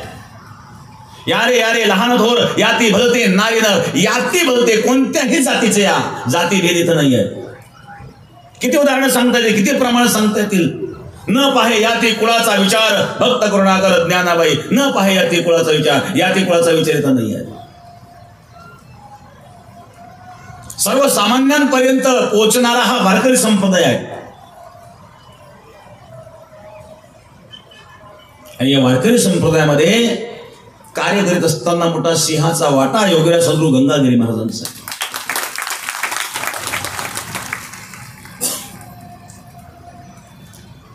अशा प्रकारची संस्कृती, असा असणारा धर्म, अशा असणाऱ्या परंपरा 200 वर्षापासून ही परंपरा चाललेली आहे. अनेक आश्रम निर्माण झाले, मोठे मोठे मठ बांधले गेले, पण झाडाला माणसं नाही, अशी परिस्थिती आहे. समाज गोळा करण्याकरता अनेक ठिकाणी मोठे मोठे कार्यक्रम कोट्यवधी रुपये खर्च करतात, पण या ठिकाणी स्वइच्छेने आपण जे येतो, आपल्या अंतःकरणामध्ये गंगाधरी महाराजांबद्दल प्रेम आहे, आदर आहे, आणि एवढ्या दिवसापासून टिकून आहे. आपल्या आजोबाचं नाव विचारलं तर सांगता येत नाही. गंगाधरी महाराजांचं मुखात आजही आपलं नाव आहे का? तुका म्हणे एक मरणेचे सरे, उत्तमची उरे कीर्ती मागे. संत महापुरुष जे कार्य करतात मरत नसतात, शरीर नष्ट होणारच आहेत. आजही माऊलींचं नाव आपल्या मुखामध्ये काय, आजही तुकोबारांचं नाव आपल्या मुखामध्ये काय. ज्ञानेश्वरी सारखा ग्रंथ माऊलींनी आपल्याला दिला. माऊलींची बुद्धिमत्ता करते ज्ञानेश्वरीवरून. कदाचित माऊलींना जर समाजाला चुकीच्या मार्गाने नेता आलं असतं, न्यायचं असतं, नेलं असतं, त्यांनी कोणत्याही मार्गाला नेलं असतं, परंतु जो सन्मार्ग या महापुरुषांनी आपल्याला दाखवलाय, आजही समाजाचा विश्वास आहे. भक्तीची शक्ती आहे. अनन्य भाव, सर्वत्र भगवत दर्शन. आणि म्हणून ज्यावेळेला तुम्ही सर्वत्र भगवान पाहाल, त्यावेळेला तुमच्याकडे भेद शिल्लक राहणार नाही, वर्ण भेद शिल्लक राहणार नाही, आश्रम भेद शिल्लक राहणार नाही.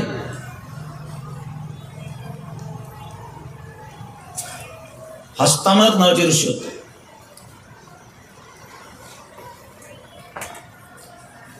हस्तामलक शंकराचार्यांचे शिष्य होते. हस्तामलकाचार्य बालक होते, विद्वान होते, बुद्धिमान होते, सिद्ध महात्मा होते, परंतु कोणाशी बोलत नसायचे. आई वडील विचार करीत होते, आता हा मुलगा कोणाशी बोलत नाही, आता आपण होतो पण ठीक आहे, उद्या हा मोठा होत चाललेला आहे, आपण थकत चाललोय, याला कोण सांभाळतो, हा काही करीत नाही. ब्राह्मण कुळात आहे, आता ब्राह्मण म्हटल्यानंतर तरी गायत्री मंत्र तरी केला पाहिजे, कमीत कमी थोडंफार मंत्र वास्तू शांती करायची असेल, तो 10-13 करायचं असेल, असं शिक्षण तर केलं पाहिजे ना, तर पोट भरेल ना. आता काहीच करीत नाही आणि बोलतही नाही. बरं, मूक बधीर म्हणावं तर मूक बधीर नाही आहे, वैद्याकडे तपासून पाहिलं मूक बधीर नाही आहे, मग बोलत का नाही? अशा प्रकारचा प्रश्न आईवडिलांना पडतो. कामही करीत नाही. एक दिवस आद्य शंकराचार्य भ्रमण करीत करीत त्या ठिकाणी भिक्षा मागण्याकरता, ओम भवते भिक्षां देहि, ओम भवते भिक्षां देहि. शंकराचार्य भिक्षा मागतात, माताजी भिक्षा घेऊन आली. शंकराचार्य त्या मुलाकडे पाहिलं, मुलाच्या ललाटावर ब्रह्मतेज पाहिलं. माताजी, ही भिक्षा काय करू मी? महाराज तुम्ही भिक्षा मागण्याकरता आलेत, मी भिक्षा घेऊन आले. माझ्या दृष्टीने ही भिक्षा महत्वाची नाही आहे, तो तुमचा मुलगा मला भिक्षा म्हणून द्या. काही क्षण त्या मातेने विचार केला, मुलगा आहे, महाराज मागताय, द्यायचा का न द्यायचा. पण दुसऱ्या दृष्टीने असा विचार केला की एक तर हा बोलत नाही, हा काही करीत नाही, आता आपलं वय होत चाललंय, समजा आपण या कुठपर्यंत सांभाळणार. कदाचित महाराज मागतायत, दिलं तर त्याचे कल्याण होईल आणि याच्या सांभाळण्याची जबाबदारी आपली कमी होईल. आणि म्हणून त्या मुलाच्या माता पित्यांनी सांगितलं काही हरकत नाही, हा मुलगा तुम्हाला हरकत नाही. शंकराचार्यांना मुलगा अर्पण केला. शंकराचार्यांनी त्या मुलाला प्रश्न विचारला, आयुष्यात कधी बोललेलं नव्हतं. शंकराचार्य विचारलं, कस्तम शिशो कस्य कुतोसी गंता किन्नाम देत्वम कुतः आगतोसी. कस्तम शिशो कस्य कुतोसी गंता, तुझं नाव काय? किन्नाम देत्वम कुतः आगतोसी. कुठून आलास? तुझं नाव काय? कुठं जायचं तुला? कुठून आलास? तुझं नाव काय? तू कोण आहेस? असे काही प्रश्न शंकराचार्यांनी विचारले आणि त्या मुलांनी बोलायला सुरुवात केली. नाहम मनुष्यो न देव यक्षो न ब्राह्मण क्षत्रिय वैश्य शूद्राः न ब्रह्मचारी न बृही वनस्तो भिक्षु न चाहम निजबोध रूपाः. हस्तांबराने उत्तर दिलं, नाहम मनुष्यो, मी मनुष्य नाही. न च देव यक्षो, मी देव नाही, यक्ष नाही. न ब्राह्मण क्षत्रिय वैश्य शूद्राः, ब्राह्मण क्षत्रिय वैश्य शूद्र यापैकी मी कोणी नाही आहे. न ब्रह्मचारी न गृही वनस्तो, मी ब्रह्मचारी नाही, मी गृहस्थी नाही, मी वानप्रस्थी नाही. भिक्षु न च अहम, मी भिक्षुक नाही. मग कोण आहेस तू? निजबोध रूपा, मी निजबोध रूप. आई बापूची की कधी आजपर्यंत कधी बोलला नाही, आम्हाला वाटलेलं काही येत नाही. मग हसताना आतापर्यंत का बोलले नाही? त्याचं कारण आहे, ज्ञानाला बघा, अज्ञानाला ज्ञानाचं कळत नाही, ज्ञानाला अज्ञानाचं पडत नाही, त्याच्या मौन धारण केलं. तुका मला एक प्रमाण आहे, कानडी नाही केला मराठा भ्रटार, एकाचे उत्तर एका नाही. हा मराठा आणि ती कानडी, झालं लग्न दोघांचं. हिची भाषा याला कळण्याची वेळ तिला कळलं, पण आता एकत्र. तिने खूप आग्रह केला, चला माझ्या माहेरी. बसले, रेल्वे तिकीट काढले, महाराष्ट्र संपला, कर्नाटक राज्य सुरू झालं. ते बोर्डावरची लिपी बदलली, याला काहीच कळणार, भाषा बदलली. यांनी पत्नी विचारले, कोणतं गाव आहे? ते नंतर तुम्ही काय म्हणता? हले गावचं नाव काय काय? पुढचं गाव झालं, कोणतं गाव आहे? मग हे नंतर हे खुर्दबुद्रुक कसं परत पुढचं गाव आलं, हे गाव कोणतं आहे? मग हे नंतर त्याला माझी चेष्टा करा, एक तरी ठेवून तरी सुनकून बसा. आता खरं नाव सांगितलं गावाचं. असं कधीतरी गेले हिच्या माहेरी, पाहुणचार झाला, पुरणपोळ्यांचा स्वयंपाक, जेवण झालं. ती आली पानाचा विळा घेऊन, इली मिली. ती पानाचा विळा घेऊन, हा पानाचा विळा घ्या, तुला इली मिली. आता याच्या बहिणीचं होतं इला, हे इली कशी काय गेली, हिला कसं काय कळलं?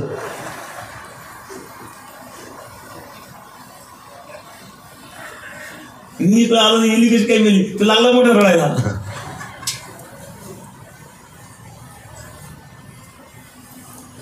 हे भगवान कसं झालं आता? हे हरिसत्ता, हे प्रभू तुझी सत्ता आहे, हरिसत्ता असा शब्द आपण. आता तिला आपलं हरिसत्ता, त्याच्या भाषेमध्ये हरिसत्ता शब्द अर्थ आहे तर हरी मेला, त्या भाषा होतो हरी, तिला रडायला. बघा आता भाषा. तुकोबाला सांगतात, कानडी नाही केला मराठा भ्रतार, एकाचे उत्तर एका नाही. हा काय बोलती कळण, ती काय बोलती याला कळलं. तसं ज्ञानी आणि अज्ञानी दोघांचं असंच होतं. ज्ञानी म्हणतो ब्रह्म सत्यम जगत मिथ्या, हे जगत मिथ्या आहे, ब्रह्म सत्य आहे. अज्ञानी म्हणतो जगत मिथ्या. कसं काय? एवढा बंगला घेतला, जमीन घेतली, लग्न झालं, मुलं झाले, नातू झाले, नातू आजोबाच्या मांड्यावर खेळतोय, आजोबाच्या मिशा ओळतोय, जगत मिथ्या.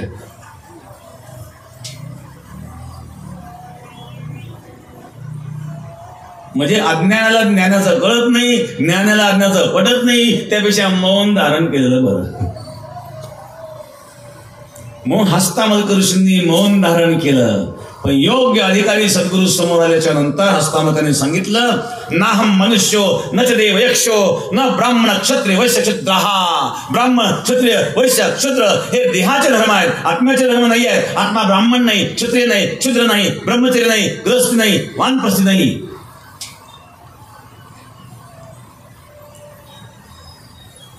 तर निजबोध रूप सच्चिदानंद स्वरूप ते माझं स्वरूप आहे, ते मी आहे.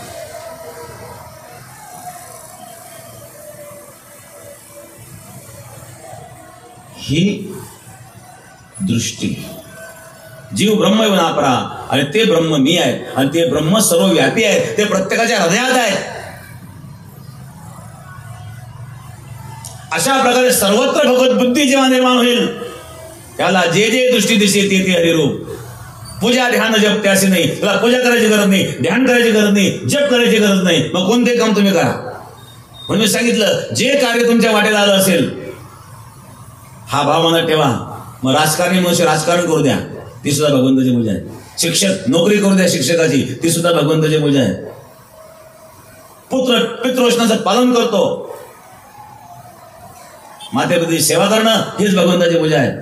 पत्नी करता पतीची सेवा करणं हीच भगवंताची पूजा आहे. सेवका करता मालकाची नोकरी इमानदारीने करणं हीच भगवंताची पूजा आहे. शिष्या करता गुरुच्या आज्ञेचं पालन करणं हेच भगवंताची पूजा आहे. यातून ज्ञान प्राप्त होतं.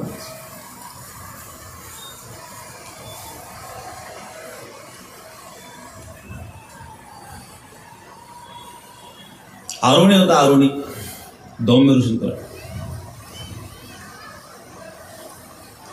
गुरुजींनी त्याला शेतात पाठवलं. रात्री पाऊस झाला, बांध फुटला.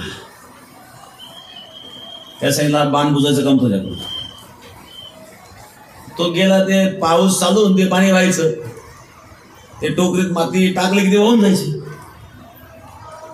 टाकून टाकून तो वैताग आता करावत आहे. गुरुजीने तो बांध बुजायला सांगितलं, बांध तर बुजल्या जाईना, माती तर वाहून जाते. त्या काळात काही जेसीबी नव्हती. गुरुचा आश्रम आहे आणि टोकरीमध्ये किती माती बसायची, होऊन जायची. शेवटी तो आळवा झोपला तिथं पाणी बंद करण्याला, स्वतः झोपला तिथं.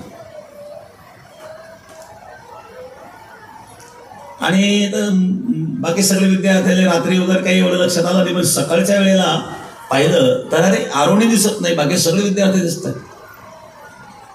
तो आलाच नाही. तुम्ही पाठवलं त्याला बाण बुजण्याकरता. कुठे गेला, चला. सर्व शिष्यगणांना घेऊन दौम्य ऋषी गेले. पाहिलं तर आरोणी त्या ठिकाणी झोपलेला होता. त्याला उठवलं, अरे तो का झोपला इथं? तुम्ही मला सांगितलं बांध बुजायला, माती टाकून तर तो बुजला जात नव्हता आणि पाणी ताळवायचं होतं, गुरुच्या आज्ञेचं पालन करायचं होतं, म्हणून झोपलं म्हणलं. गुरुंनी आशीर्वाद दिला, तुला आता कुठल्या ग्रंथाचा अभ्यास करायची गरज नाही. मस्तकावर हात ठेवल्याबरोबर सर्व ज्ञानाने संपन्न केलं.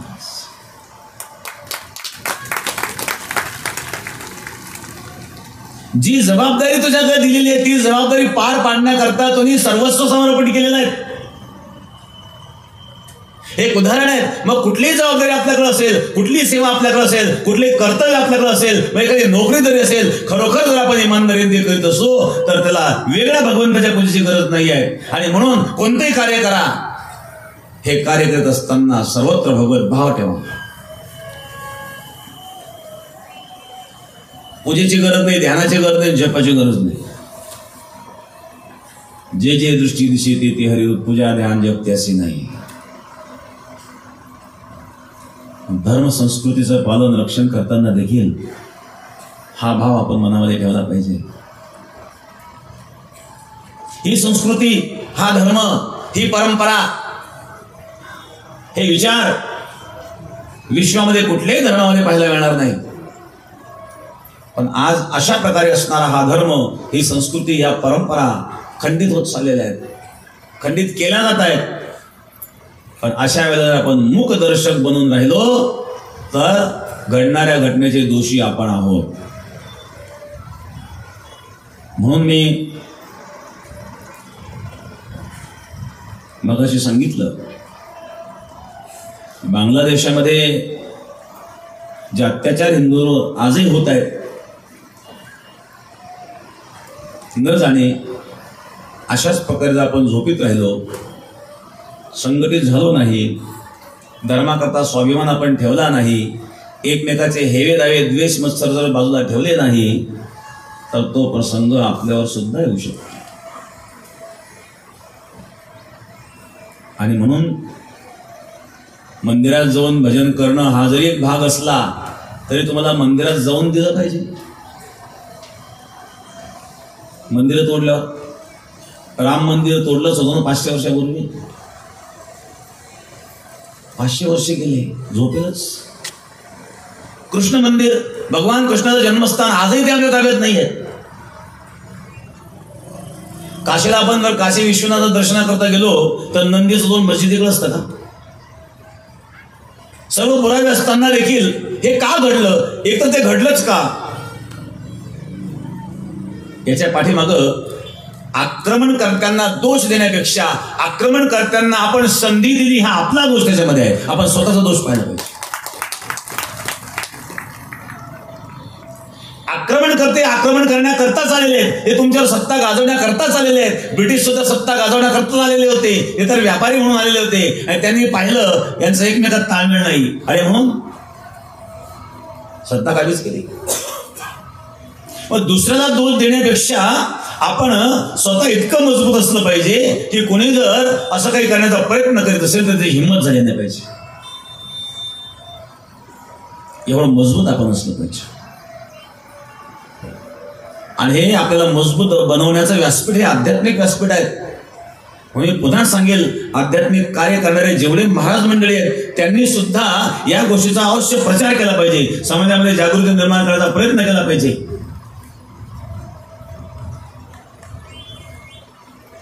नुसतं कीर्तन करून अभंग चिंतन मांडणं हे जेवढं महत्वाचं आहे तेवढं समाजामध्ये धर्माबद्दल जागृती महत्वाची आहे, तेवढं समाजामध्ये देशप्रेम महत्वाचं आहे आणि ते आपण निर्माण केलं पाहिजे.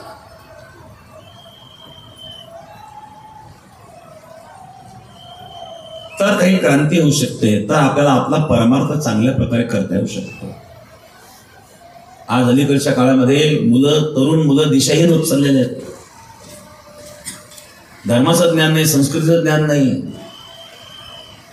आई बापाला घराच्या बाहेर काढून देत आहेत. हे काय करत आहेत? अशा मुलांच्या समोर आदर्श पाहिजे. भगवान पुरामचंद्रांनी पितृवचनाचं पालन करण्याकरता राज्याचा त्याग केला आणि आजचे मुलं आई बापाला घरातून बाहेर काढून देतात. हे कोणती संस्कृती? संस्कृतीचं जर आपल्याला ज्ञान असेल तर असं कर्म आपण करणार नाही. आणि म्हणून तरुणांनी परमार्थ देणं फार महत्वाचं आहे. बिघडण्याचे मार्ग अनेक वाढलेले आहेत. योग्य मार्गाला जर लागायचं असेल तर हे अध्यात्म आहेत. आणि 200 वर्षापासून एक कार्य करणारी ही परंपरा आहे, योगीराज सद्गुरू गंगागिरी महाराजांची परंपरा आहे. आणि हे कार्य तुम्ही कराल, हाच तुमचा मुक्तीचा मार्ग प्रशस्त होणार आहे. आणि अशा प्रकारे अनन्य भावाने सर्वत्र भगवत दर्शन भावनेने जो माझी भक्ती करतो, भगवान सांगतात मी त्याला जीवनमुक्त करतो. या मृत्यूरूपी संसार सागरातून त्याला मी तारतो. तेषाम अहम समुद्धरता मृत्यू संसार सागरात भवामी नचिरात पार्थ मय्या वेशित चेतसाम. तेषाम अहम समुद्धरता मृत्यू संसार सागरात, या मृत्यूरूपी संसार सागरातून मी त्याला तारतो.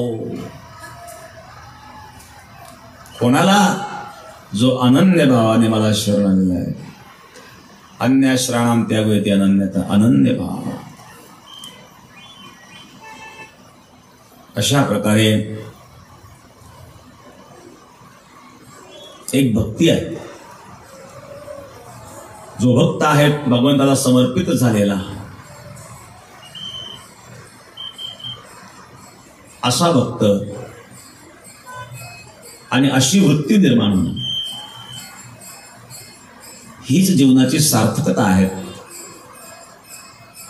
आणि हा अनुभव योगीराज सद्गुरू गंगागिरी महाराजांच्या सप्ताहातून आपल्याला घेऊन जायचा आहे. हे आमचे भजनी मंडळ रात्रंदिवस भजन करतायत, जे दिलं ते खातात, व्यवस्था असेल तिथं राहतात, 1 रुपयाची अपेक्षा नाही, स्वतःच्या खर्चाने येतात. हे खरं भजन आहे. अंतकाळामध्ये भगवत प्रेम आहे म्हणून ते राहू शकतात. दिवसा 3 तास, रात्री 3 तास, 6 तास भजन. प्रेम असल्याशिवाय का? अशा प्रकारे युगराज सद्गुरू गंगागिरी महाराजांच्या कृपेने सुंदर अशा प्रकारे सप्ताह पार पडत आहेत. उपस्थितीही चांगल्या प्रकारे आहेत. परिसरातील भक्तगण सर्व खूप कष्ट घेत आहेत, खूप सेवा करतायत.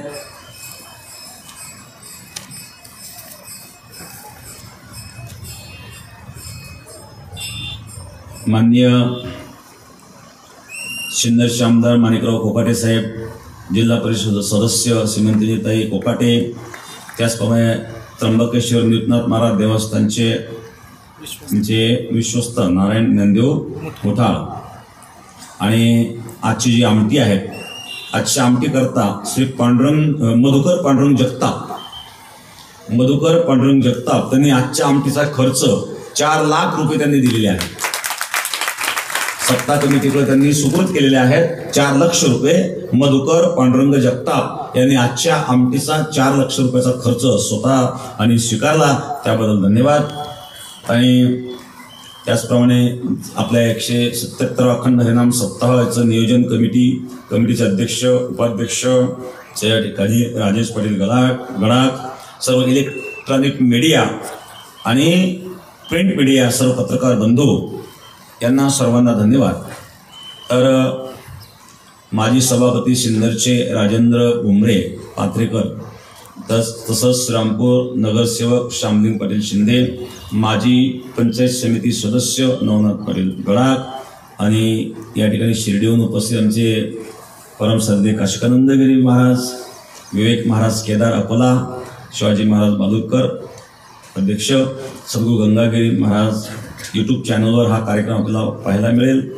हे प्रवचन, दररोजचे प्रवचन आपल्याला गंगागिरी महाराज यूट्यूब चॅनलवर अवश्य पाहायला मिळतील.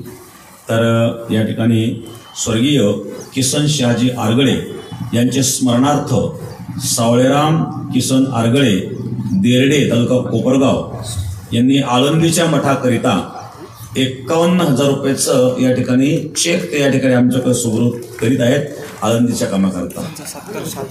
तर त्यांनी यावं, इकडं सत्कार घ्यावा. सावळेराम किसन आरगळे आळंदीच्या कामाकरता 51,000 रुपये देत आहेत किसन शहाजी आरगळे यांच्या स्मरणार्थ. आणि ज्यांनी आजच्या आमटीचा 4 लक्ष रुपये खर्च स्वीकारलेला आहे, तर मधुकर पांडुरंग जगताप त्यांनी तिथे या ठिकाणी यावं. कुंडली गोरद्या विठ्ठल श्री ज्ञानदेव तुकाराम सद्गुरू गंगागिरी महाराज की जय, सद्गुरू नारायणगिरी महाराज की जय. आलेल्या भक्तांनी सर्वांनी आमटीचा प्रसाद घ्यावा आणि कृषी प्रदर्शनाला अवश्य भेट द्यावी. खूप चांगल्या प्रकारच्या मशिनरी आपल्याला त्या ठिकाणी पाहायला मिळतील. कृषी प्रदर्शन गंगा